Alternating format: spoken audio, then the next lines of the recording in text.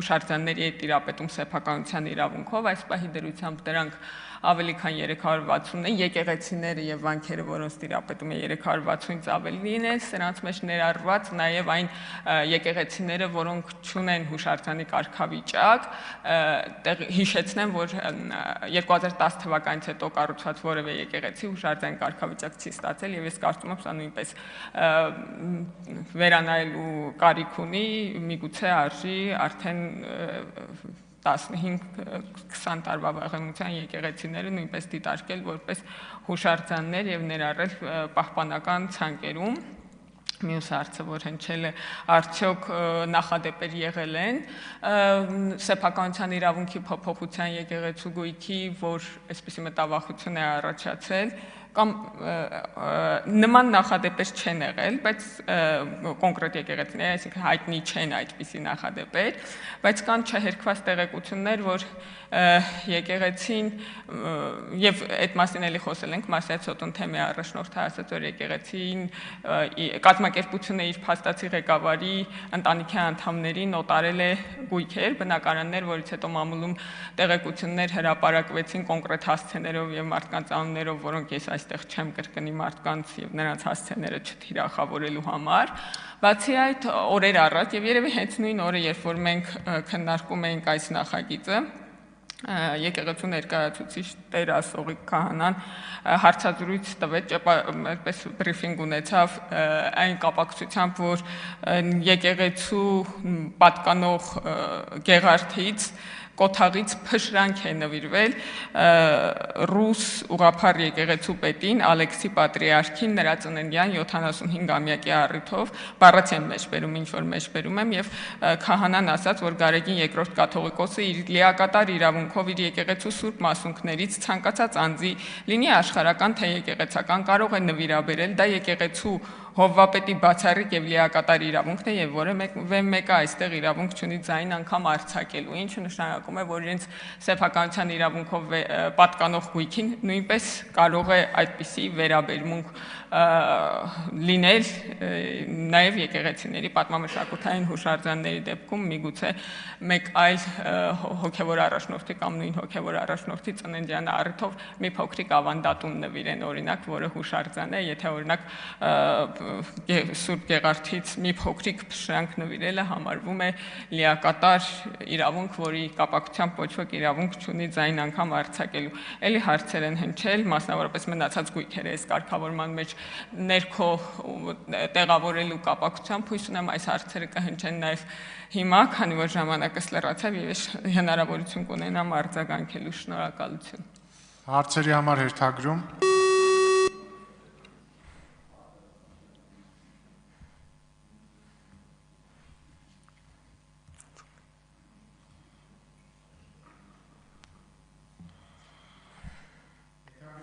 Վելը 7 պատգամավոր, առաջինը ես եմ, Տիկին Ղազարյան, ճիշտն ասած վստահ չեմ, որ ճիշտ լսեցի։ Ասացիք, որ Տեր Ասողիկը ասել է, որ իր խոսքերով Գարեգին II, նկատի ունի Կտրիչ Ներսիանին, կարող է ցանկացած մարդու, ցանկացած բան եկեղեցուն պատկանող նվիրել, հա, այսինքն ճիշտ եմ հասկանում, որ ասում եմ, որ փաստացի օրինակ Կտրիչ Ներսյանը կարող է որոշել լուսավորչի աչքը նվիրել Ռոբերտ Քոչարյանին, պայմանական։ Կամ Սուրբ Գեղարդը նվիրել ռուսաստանցի բիզնեսմենին։ Հարցը վերաբերել է նրան, որ Գեղարդից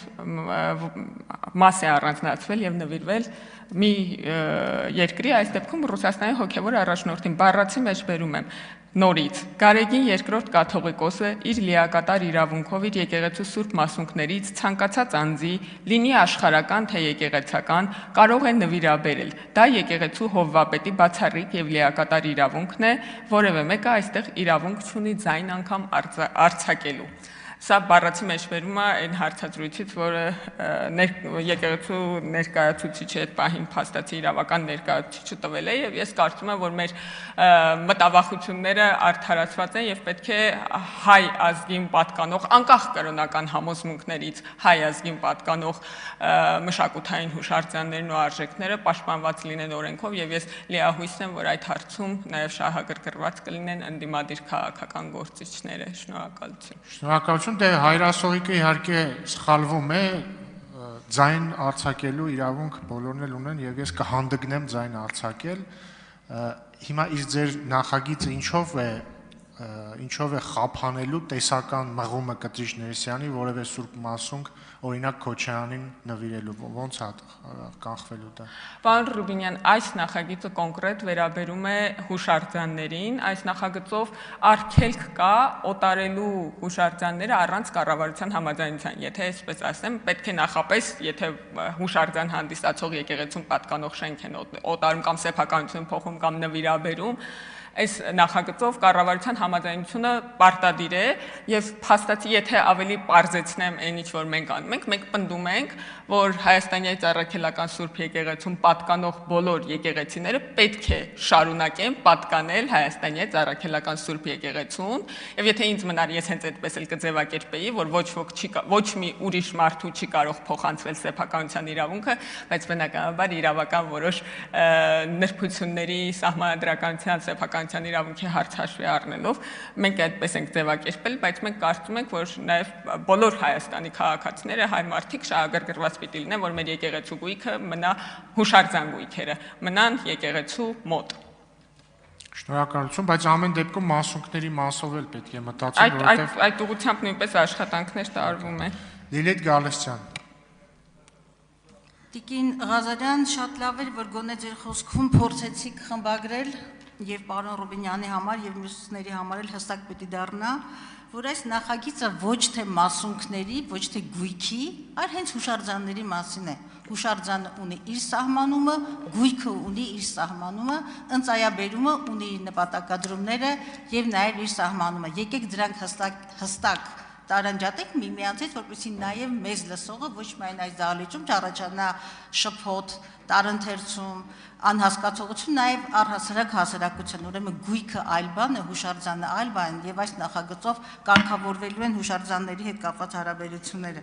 Հիմա ես ձեզ հարց եմ տալիս, ուրեմն հուշարձանների պետական ցուցակներում բացի Մայր Աթոռ Էջմիածնից եւ բացի Էջմիածնին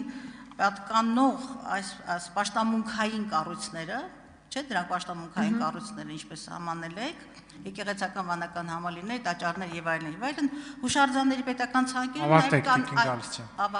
կան այլ հուշարձաններ, որոնք պաշտամունքային չեն եւ ինչու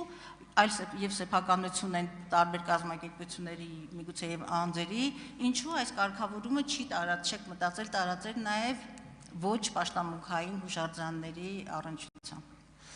Շնորհակալություն Տիկին Գալստյան հարցի համար եւ դիտարկման համար նույնպես, ինչու նախորդիվ մեջ բերեցի քահանայի խոսքը, որովհետեւ ես կարծում եմ այն վերաբերմունքը, որ ունեն այդ մարդիկ իրենց սեփականությունը հանդիսացող ազգային արժեքների նկատմամբ նույնպիսի վերաբերմունք կարող են ունենալ իրենց պատկանող հուշարձան գույքերի նկատմամբ։ Դուք ինձ հարցնում եք, թե ինչու են մեր մոտ այդպիսի կասկածներ առաջացել։ Ես ձեր կասկածների փարատմանը ի պատասխան էի այդ մեջբերումն անում, որպեսզի տեսնենք, թե ինչ վերաբերմունք ունի հայրասողիկին կամ տերասողիկին, թվում է, թե Գեղարդը պատկանում է իրենց ոչ թե ամբողջ հայ ժողովրդին։ Ինչ վերաբերում է մնացած հուշարձաններին, Տիկին Գալստյան, դուք գիտեք, որ հուշարձանները օրենքով պաշտպանության ձևեր ունեն եւ դրանցից առաջին դրանց արտաքին տեսքը չխաթարելն է։ Եթե ամեն հուշարձանի դեպքով առանձին գնանք, հնարավոր է, որ հանգիստ հնարավոր լինի հուշարձանի սեփականության իրավունքը փոխանցել այնպիսի մի հուշարձան, օրինակ շենք Երևանի կենտրոնում կամ Գյումրու կենտրոնում, բայց տեսքը արտաքին տեսքը չխաթարել։ Այստեղ մենք նաեւ նշանակության հարցն ենք դնում։ Կշարունակեմ, եթե արձագանք։ Արձագանք։ Տիկին Ղազարյան, բնականաբար ես պետք է ուզենայի շատ ավելի երկար ելույթով ձեզ անդրադառնալ, կփորձեմ անդրադառնալ, բայց երբ որ դուք փորձում եք պատճառաբանել, թե ամեն հուշարձանի համար պետք է հատուկ կարգավորում անել, դա այդպես չի։ Հուշարձանները խմբավորումներ ունեն, ճիշտ այն կասկածով, ինչ որ դուք վերաբերում եք, ասենք Մայր Աթոռին, եւ դուք չեք թաքցնում, նույն կերպ էլ ես պետք է ասեմ, որ վաղը Երևանի պետական համալսարանի շենքը կամ կառավարության շենքը, որ պետական ցանկում է ներգրաված, խորը մտահոգություն ունեմ եւ արդարացած մտահոգություն, որ դա պիտի վաճառեք, ասենք թե հայ-թուրքական բարեկամությանը կամ հայ-ադրբեջանական բարեկամության սիրուն։ Կասկածի իրավունք է, որը ձեր խոսքից հետո ես էլ իրավունք ունեմ այդ մասին խոսելու։ Եթե դուք չունեք որևէ փաստ եկեղեցապատկան որևէ շինության, պաշտամունքային, ուրեմն պաշտամունքային կառույցի օտարման, հիմա բերել եք նախագիծ շատ լավ, եկեք մտածենք, թե դա հուշարձանների պաշտպանության լավագույն դիրքերից է, բայց ինչպես դուք եք կասկածում, նույն կերպ ես պիտի կասկածեմ, որ դուք օպերան, կառավարության շենքը, մատենադարանը վաղը պիտի օտարեք, ուրեմն դա ներառեք այդտեղ, այսինքն դուք իրավունք ունեք խախտել եկեղեցու անմեղության եկեղեցու չէ, Կտիչ Ներսյանի, ավարտեք։ Տիկին Գալստյան, նախ սկզբում սկսեմ նրանից, որ դուք սխալ մեկնաբանելով սկսեցիք, հնարավորություն կունենաք երևի առիթ կունենաք խոսելու, ավելի լավ կպատմեք, կհասկանամ ինչ նկատի ունեք։ Ուզում եմ ասել, որ օրենսդրական կարգավորումը երբեք չի կարող որևէ մեկի անմեղության կանխավարկածը խախտել։ Անմեղության կանխավարկած սարքել եք, չգիտեմ, ինչ։ Անմեղության կանխավարկածը կարող են դատարանները խախտել, չգիտեմ, երբ որ դատական գործ կա դրա վերաբերյալ ինչ-որ հայտարար, միգուցե այդ դեպքում, ասենք, օրենսդրական կարգավորումը ոնց կարող է անմեղության կանխավարկած խախտել։ Երբ ասում եք, որ որևէ փաստ չկա, այդ երկու դեպքը դրվագը, որ իրենք իրենց պատկանող գույքը արդեն իսկ կոտարել են, առանց ընդ որում խորհրդի համաձայնության դա իրենց կազմակերպության ներքին հարցն է, հույս ունեմ կլուծեն,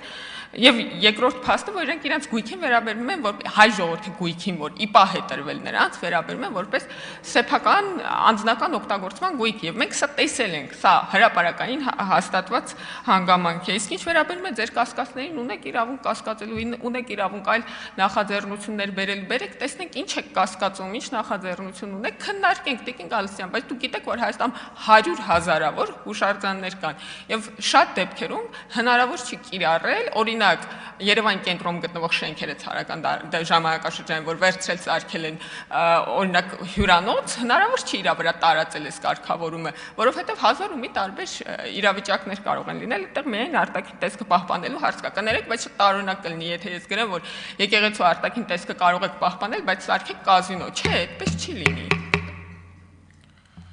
Գերամ Նազարյան։ Շնորհակալություն։ Այս օրենքը փոփոխությունները ներկայացնելուց բացի այդ երկուսը, որ հիշատակում եք, ինչ որ այլ դեպքեր կան, որ եկեղեցուն պատկանող հուշարձանները, պատմական հուշարձանները փոխանցված լինեն այլ մարդկանց, թե այդ երկու օրինակն ընդհանրեն։ Պարոն Նազարյան, կան դեպքեր, երբ որ եկեղեցուն պատկանող այլ գույքեր են փոխանցվել, օտարվել այլ մարդկանց։ Սրանց մասին հաստատված առնվազն դեպքեր կան, որոնց մասին էլի ասում եմ, որ չեմ հրապարակային խոսի այս մասին։ Ես ճիշտն ասած, այս տարակուսանքից տարակուսում եմ։ Ինչ խնդիր կա, որ օրենսդիրը որոշում է, որ եկեղեցուն պատկանող հուշարձանները պետք է պատկանեն միայն եկեղեցու։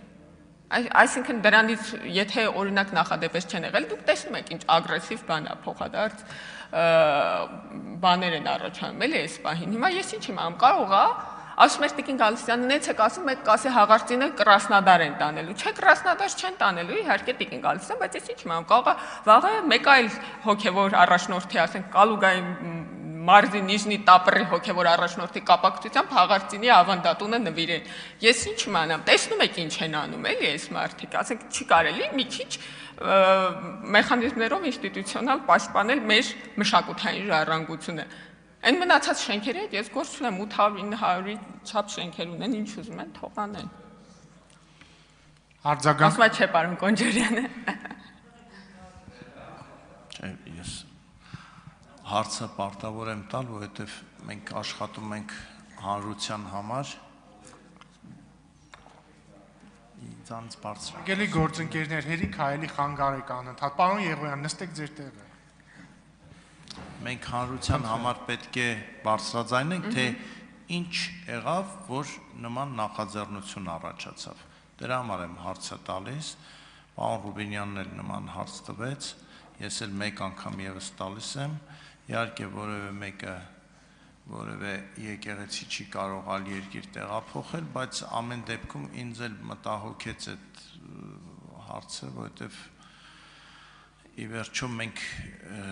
հայտնի է եղել բազմաթիվ դեպքեր, երբ որ մարդը եկեղեցիա կառուցում փոխանցում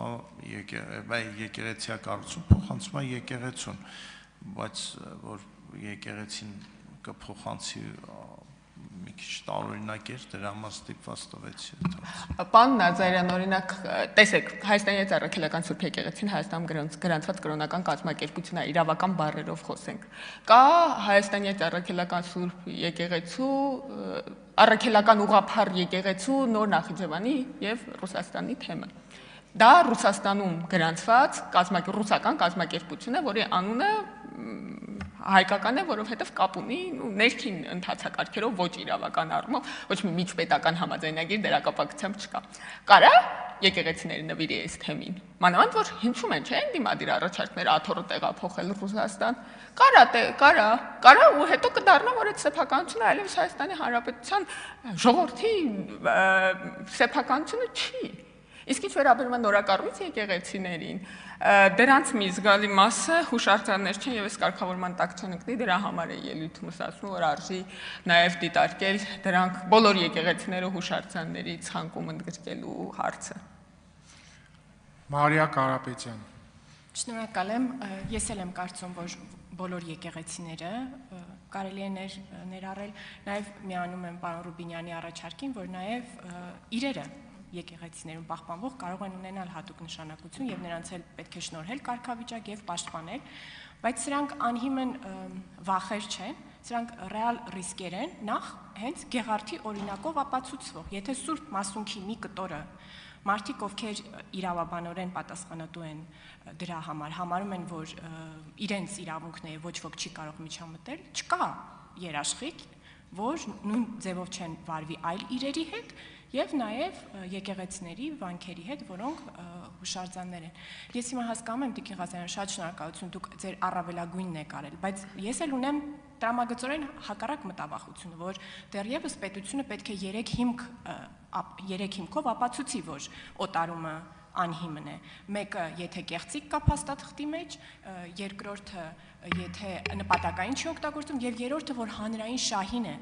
հակասում։ Արդյոք սա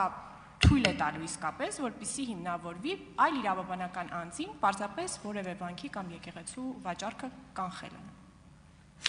Տիկին Կարապետյան, շնորհակալություն դիտարկումների համար։ Սա իրական ես նորից եմ ասում, իմ առաջարկն էր, որ եկեղեցուն արգելենք եկեղեցի սեփականության իրավունքը փոխելը, բայց բնականաբար իրավական բազմաթիվ հարցերի առջև ենք կանգնել եւ դրա համար ենք այս ձևակերպումը ունեցել։ Միգուցե պարոն Դադունցը նաեւ արձագանքի ձեզ։ Խնդիրն այն է, որ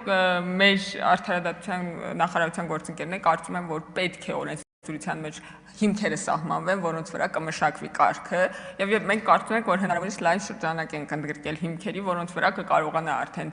լիազոր մարմինը այդ կարգը սահմանել։ Ինչ վերաբերում է մշակութային արժեքների հետ կապված հարցերին, մենք հիմա շատ բուռն քննարկումների մեջ ենք կառավարության տարբեր գերատեսչությունների հետ, եւ եթե կան շահագրգիռ մարդ այս հարցում, ես կխնդրեմ միանալ, աջակցել, որովհետեւ իրական շատ դժվար է դա կարգավորել, որովհետև որևէ տեղ այս պահի դրությամբ ամբողջական ցանկը չկա, բացի որոշ կատալոգներից, որոնք փորձում ենք հասկանալ։ Արձագանք։ Մի բան էլ ավելացնեմ, վերջերս ուրեմն քննարկումներից պարզ դարձավ, որ կան հոգևորականի շորերով հանդես եկող մարդիկ, ովքեր համարում են, որ նաև օրինակ ընդդատյա չէ եկեղեցականը Հայաստանի Հանրապետության օրենսդրությանը եւ դատական կարգով չի կարող վերականգնվել այն պաշտոնում, որից ապօրինի կերպով հեռացվել է, այսինքն այս ընկալումը, որ իրավազորության ներքո չի գործում հայ առաքելական Սուրբ Եկեղեցին Հայաստանի Հանրապետության, այդ ռիսկերը բան է անում, իհարկե բյուրեղացնում է, շարունակենք քննարկումներ, որովհետեւ ես համոզված չեմ, որ այդ երկրորդ հիմքը բավարար է եւ ինչ տեսք է ունենալու դա դատարանում, այսինքն կառավարությունը կամ պետությունը ասելու է, որ մեկ այլ իրավաբանական անձի կամ ֆիզիկական անձի վանքի օտարումը հակասում է հանրային շահին եւ այդտեղ վեճ է գնալու հնարավոր երկու ելքով, որ դատարանը կգտնի, որ այո, այդպես է, կամ գուցե նաև գտնի, որ հանրային շահին չի հակասում։ Այդ վանքը կարող է եւ շարունակել լինել գործող եկեղեցի, բայց պատկանի առանձին ֆիզիկական անձի կամ մեկ այլ իրավաբանական անձի, որը հայ առաքելական Սուրբ Եկեղեցին չէ։ Շնորհակալություն Տիկին Կարապետյան, սա կարգը կսահմանի կառավարության եւ կետարկետ, դրույթ ամբողջ ընթացակարգը կլինի, որովհետեւ լիազորող նորմ ենք տալիս, ինչ վերաբերում է ընդդատյալ լինելուն, դուք գիտեք, ես ժամանակին Տեր Արամին հորդորում էի դիմել դատարան իր աշխատանքային իրավունքներ վերականգնելու համար եւ այդ կապակցությամբ այդպես մեծ թիրախավորման